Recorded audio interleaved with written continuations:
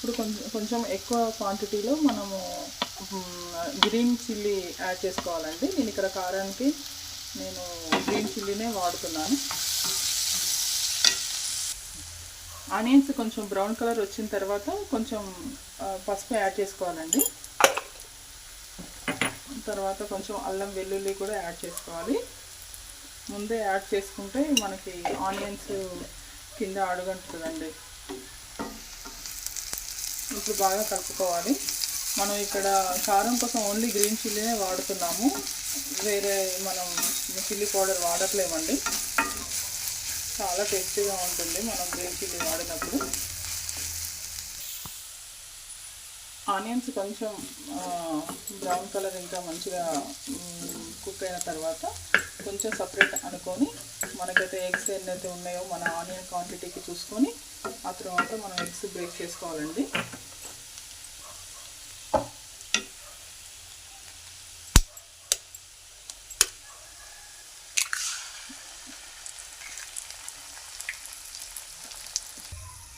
నేనైతే ఇక్కడ 4 ఎగ్స్ అయితే యాడ్ చేశానండి. కొంచెం మనం సపరేట్ అనుకోవాలి.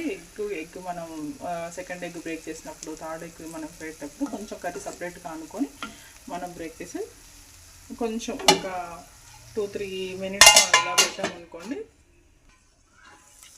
ఇప్పుడు కొంచెం ఒక 2-3 మినిట్స్ తర్వాత చూపిస్తున్నానండి. కొంచెం ఎగ్ని మనము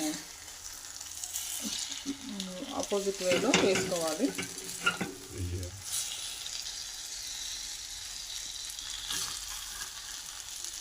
ఇంత ఫాస్ట్గా కలపొద్దండి, ఎందుకంటే మొత్తం ఎగ్ అంతా స్ప్లిట్ అవుతుంటుంది. కొంచెం అలా చూసుకోవాలి. మళ్ళీ ఒక 1 మినిట్ అలా ఉండాలండి. చూడండి ఎగ్ చాలా చక్కగా కుక్ అయింది. ఆ తర్వాత మనం కొంచెం గరం మసాలా యాడ్ చేసుకోవాలండి. యాడ్ చేసుకొని ఒకసారి కలుపుకోవాలి. టేస్ట్ చూసుకోవాలండి.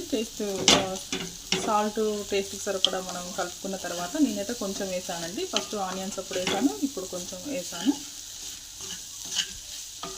ఒకసారి మళ్ళీ మంచి చక్కగా కలుపుకొని కొత్తిమీర లేదంటే కొత్తిమీర ఉన్నప్పుడు కొత్తిమీర కూడా మనం యాడ్ చేసుకోవచ్చండి. ఇక్కడైతే నా దగ్గర ప్రజెంట్ అయితే కొత్తిమీర లేదు. మీరు కూడా కొత్తిమీర మీ దగ్గర ఉన్నప్పుడు యాడ్ చేసుకోండి. టేస్ట్ చాలా చక్కగా ఉంటుంది. చూడండి ఎగ్ మొత్తం స్ప్లిట్ అయ్యేటట్టు మొత్తం కలుపుకోవద్దండి. కొంచెం ఇలా ఉన్నప్పుడు మనకు పీసెస్ ఏంటంటే చాలా టేస్టీగా అనిపిస్తుంది. మనము ఈ గ్రీన్ చిల్లీ ఆనియన్ ఎగ్ ఈ కర్రీ చాలా చక్కగా ఉంటుంది, చాలా టేస్టీగా ఉంటుంది. ఒకసారి ట్రై చేయండి.